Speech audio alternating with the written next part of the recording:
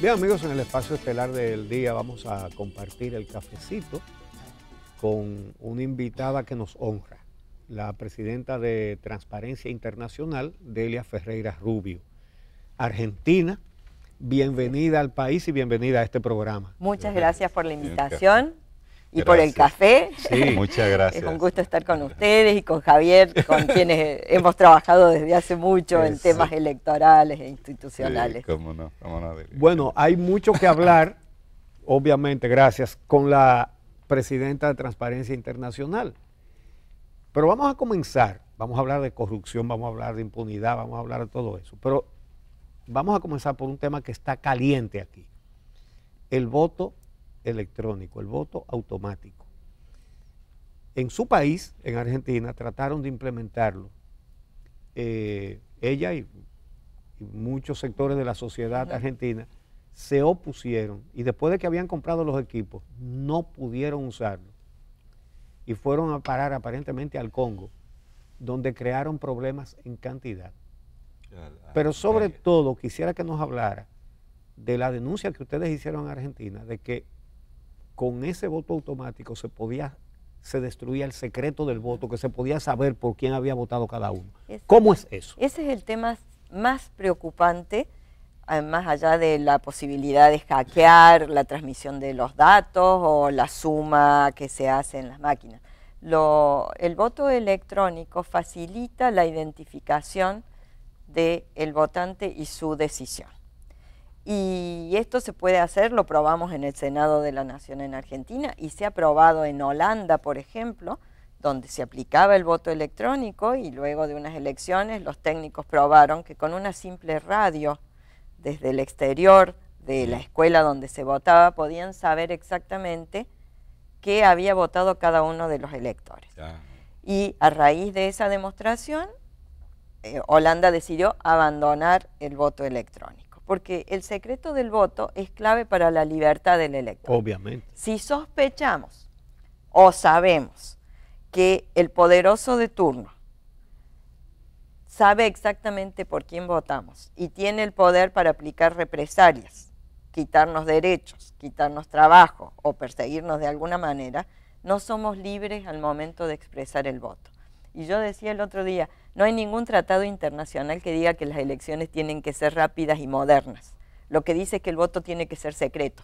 Sí, exacto. Entonces, no pongamos entre el elector y su decisión una máquina que no sabemos lo que hace y que permite la identificación de qué vota cada uno de los ciudadanos. Eso me parece gravísimo. Alemania también tomó decisión de sí, revertir, Alemania ¿no? declaró inconstitucional el voto electrónico. ¿Cómo? Con otro argumento, la Corte Constitucional Alemana.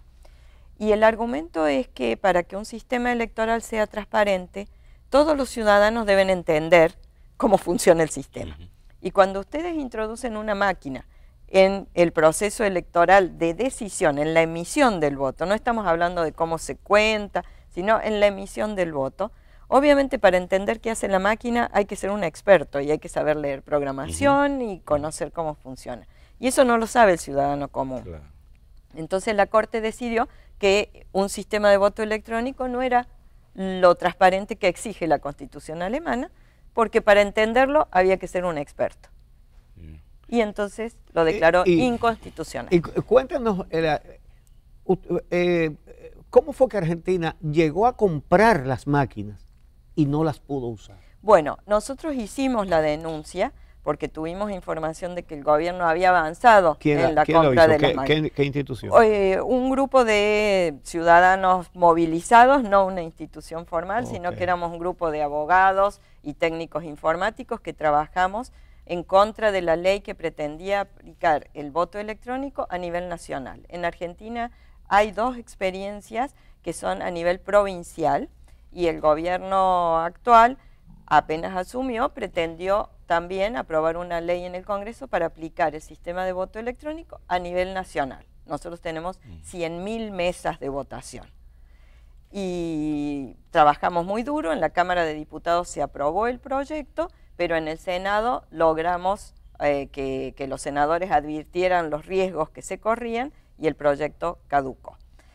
Sin embargo, tuvimos información de que el negocio de la compra de máquinas a una empresa coreana se había producido. Antes de aprobar la ley. Sí, antes de aprobar la ley. Y Corea, que se presentaba como el modelo en materia de automatización de voto, vota con boleta de papel. Venden la O máquina. sea, Lo que venden venden la las máquinas. pero no usaban ese sistema. Cosa que también dijimos en el Congreso de la Nación para sorpresa de los legisladores, porque se presentaba como el modelo de automatización. Y la confirmación que tuvimos fue que la República del Congo votó en el mes de enero pasado con máquinas de la misma empresa coreana. ¿Del 2019? Sí, ahora. Sí.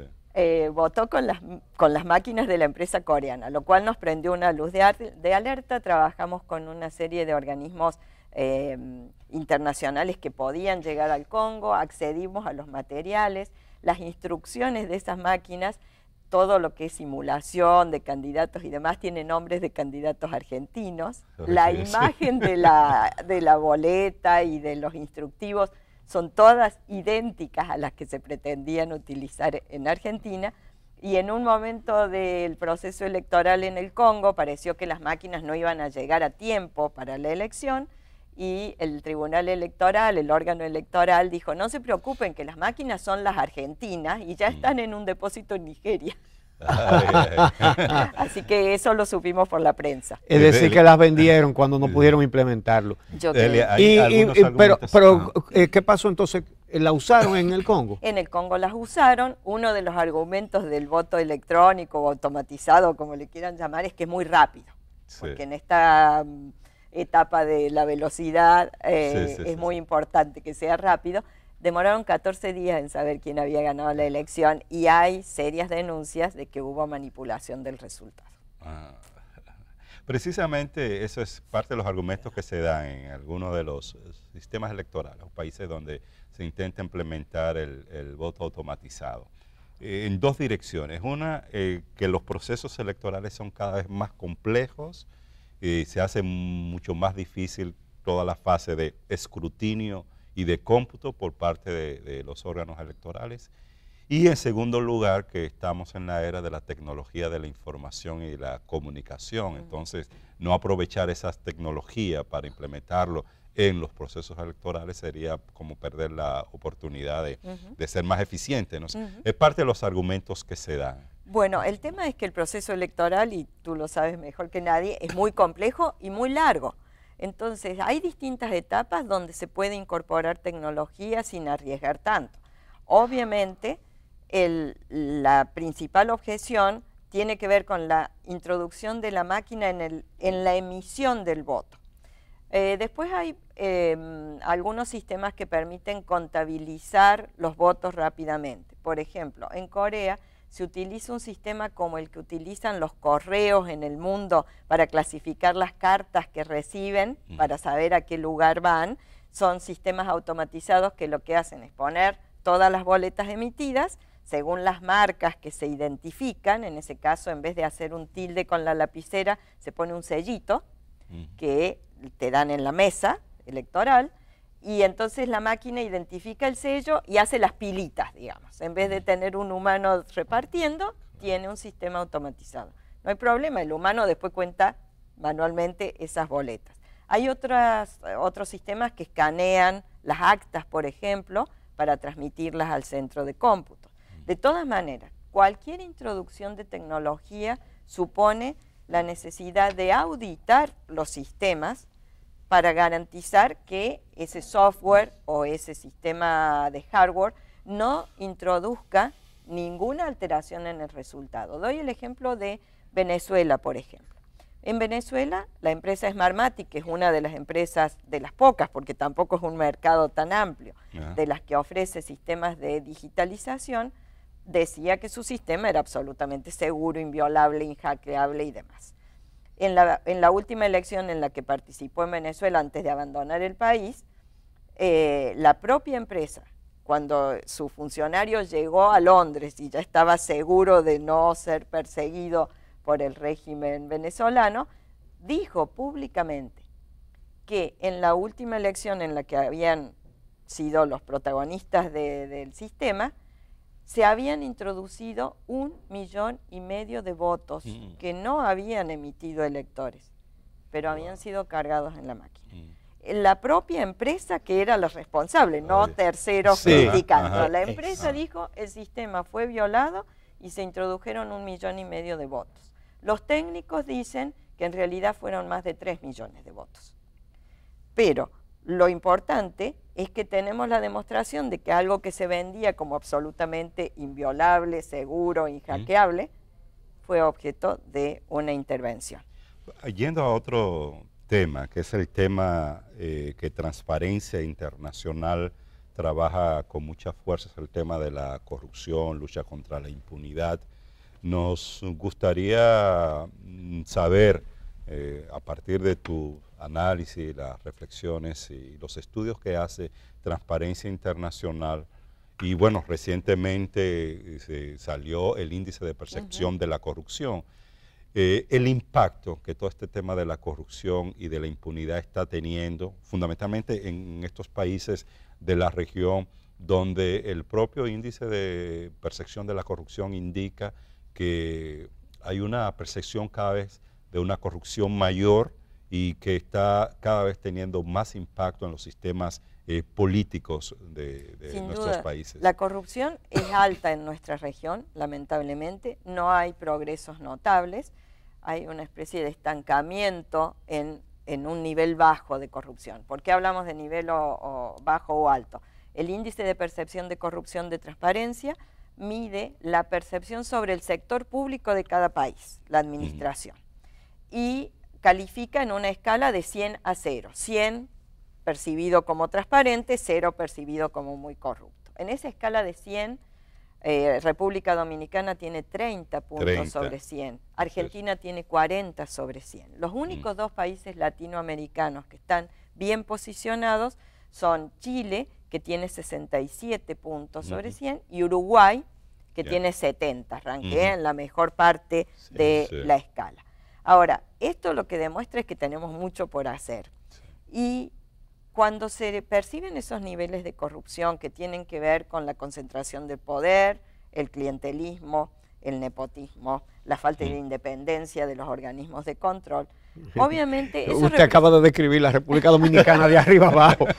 Eso representa para el país pérdida de inversiones, para los ciudadanos pérdida de derechos, para las instituciones un claro debilitamiento de lo que es la democracia por la que hemos luchado en Latinoamérica muy fuertemente y que creíamos que estaba consolidándose. Y lo que vimos en este último índice de percepción a nivel mundial es la correlación entre debilitamiento de la democracia y corrupción. Otra correlación muy clara es pobreza y corrupción. Ataques a la libertad de prensa y de expresión y corrupción.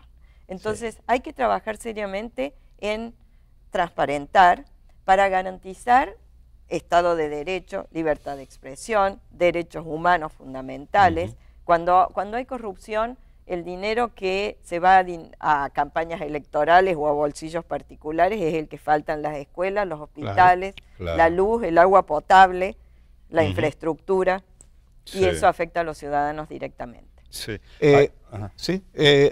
Ves que quería volver por un momentito al asunto electoral por lo siguiente. Ahora que se está cuestionando el régimen de Maduro en Venezuela, que creo que poca gente considera que es un presidente democrático, ¿verdad? Es un dictador que está ahí porque ha ganado elecciones, pero porque ha ganado elecciones controladas por él. Eso está clarísimo. Pero cuando uno ve que ahora se desconoce a Maduro porque es un dictador y porque es el resultado de unas elecciones manipuladas, uno dice, oye, ¿y nosotros? Y todos los demás países donde hay elecciones manipuladas. Entonces, no sería posible, por ejemplo, llegar a estándares de legitimidad de elecciones que consideren el control que tiene un partido en el Estado del sistema electoral. Es decir, Aquí hacemos unas elecciones y viene la OEA y todo el mundo viene el día o 2 días antes de las elecciones y ven que no mataron a nadie mientras estaba votando y dicen elecciones democráticas perfectas cuando esos resultados están decididos hace tiempo por la manipulación que tiene el partido en el poder.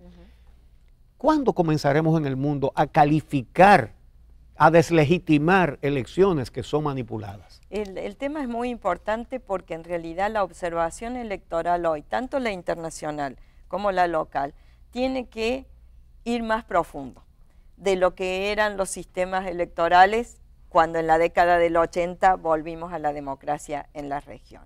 No basta que haya el ejercicio de la elección periódicamente para que esas elecciones sean libres, justas y transparentes, y que se respeten los derechos de los electores, y que se respete la independencia del organismo que controla las elecciones.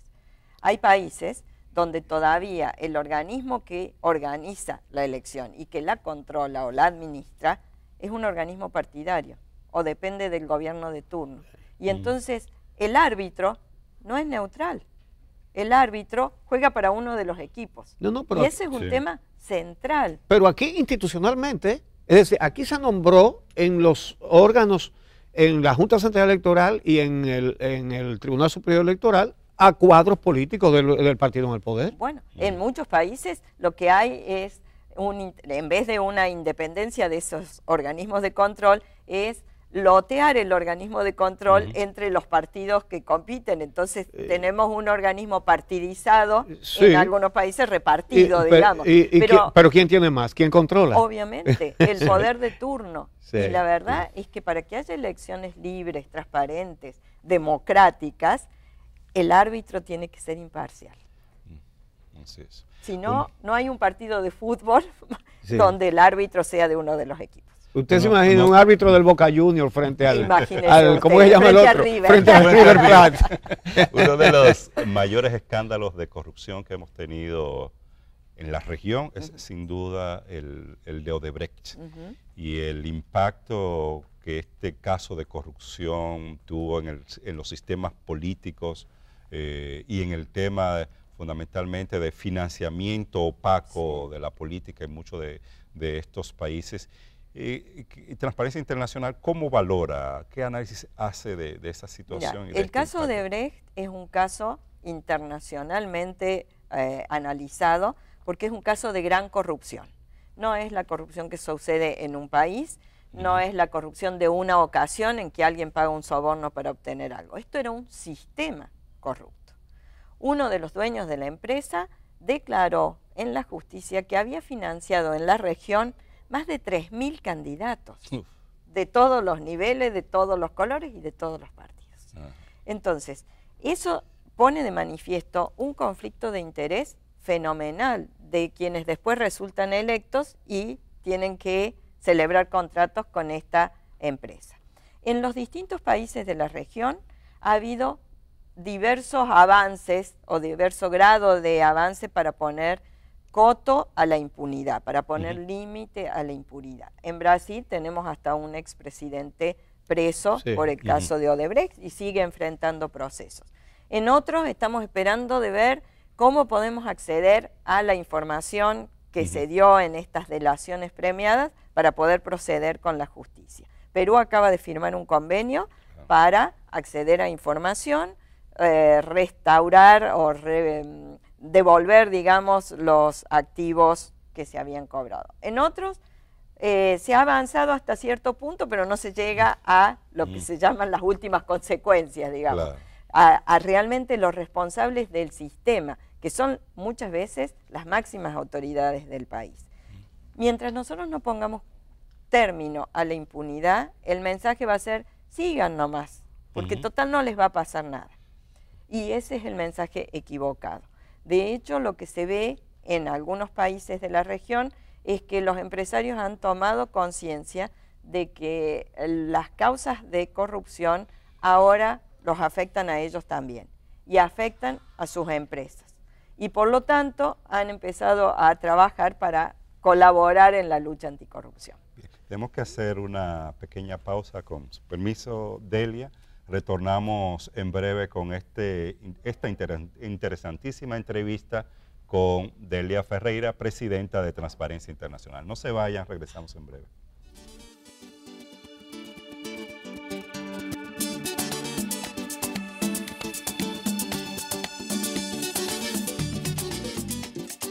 Continuamos conversando con la presidenta de Transparencia Internacional, Delia Ferreira Rubio. El financiamiento de los partidos,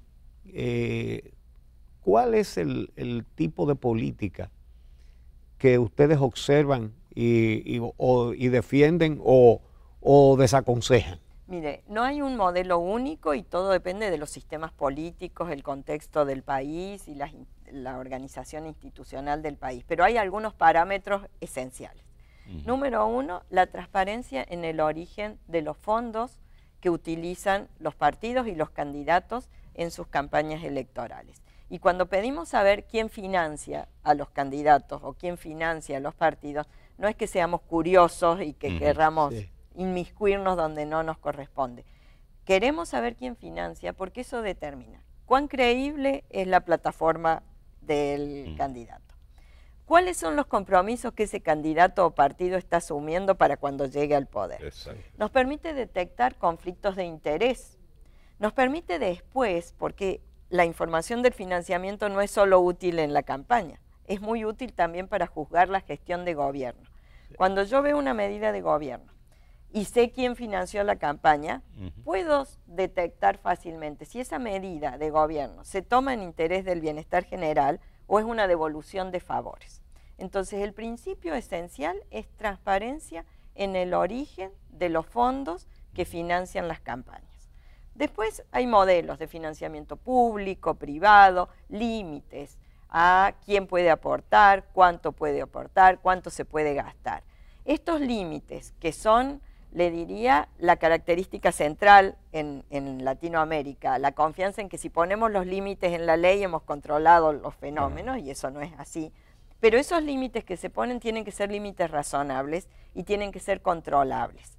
De nada sirve poner límites que son ridículamente altos o ridículamente bajos, porque la ley no se va a cumplir. Aquí acabamos de hacer una reforma de la ley que tiene límites muy, pero muy altos para los partidos. Para el gasto. Así es. Exactamente. O límites a quién puede aportar, cuánto puede aportar y demás, y después el organismo de control del financiamiento no tiene capacidad de investigar si esos límites se han cumplido.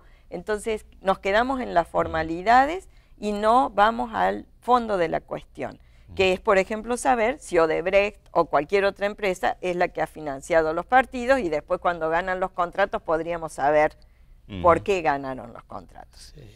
Entonces, ese es el problema central en materia de financiamiento. El sistema ideal es un sistema mixto que combine financiamiento público con financiamiento privado. La idea del financiamiento público no es financiar el total de las campañas, sino garantizar un piso mínimo para que haya la posibilidad de competir, aunque el candidato no tenga fortuna personal o el partido no sea un partido rico en sus arcas.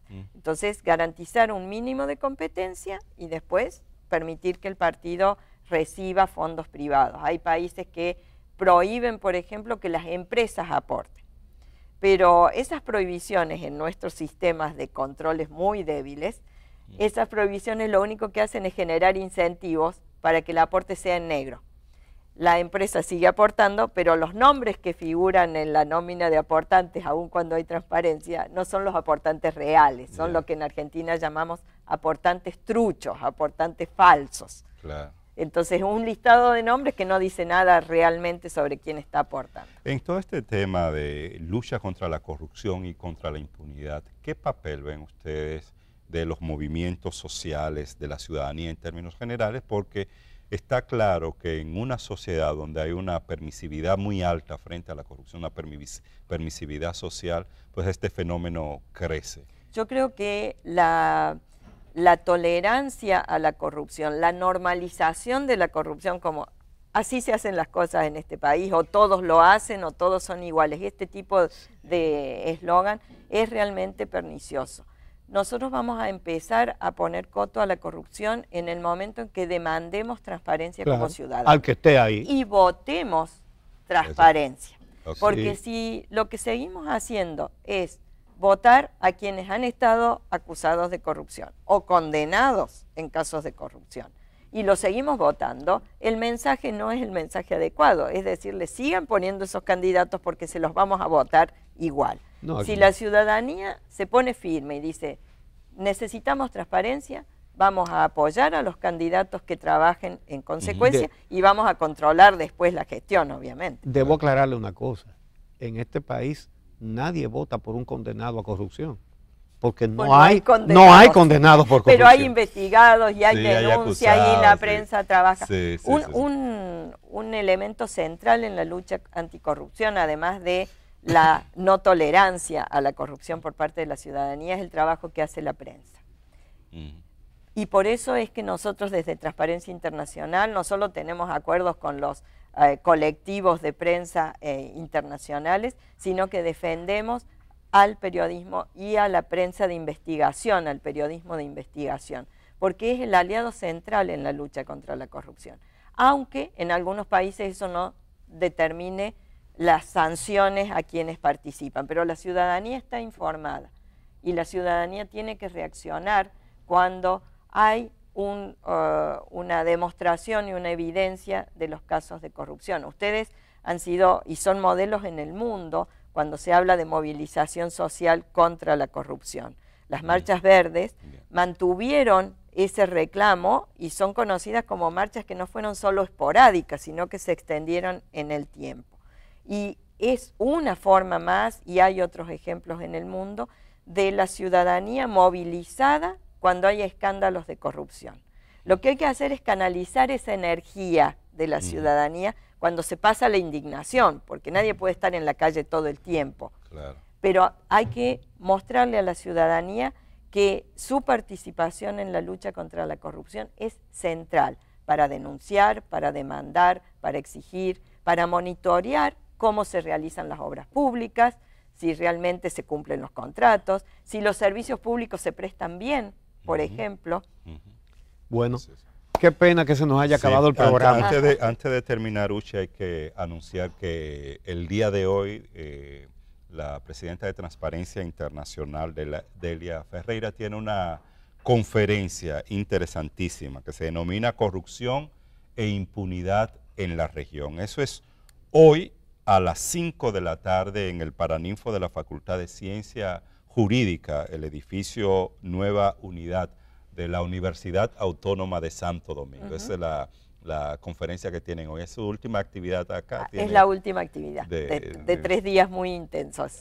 Pero acá queda participación ciudadana, que es nuestro capítulo, actuando siempre en defensa de la transparencia y del Estado de Derecho y la democracia. Pues gracias a ustedes. Bueno, gracias por haber venido a este programa, por haber aceptado nuestra invitación y gracias por venir al país. Así que es una visita que los dominicanos de conciencia y buena voluntad consideran una alegría. Muchas gracias. Es un placer estar con ustedes. Gracias. Y para nosotros es una alegría también que ustedes nos sintonicen cada día. Mañana tenemos otra cita a las 6 de la mañana. Los esperamos.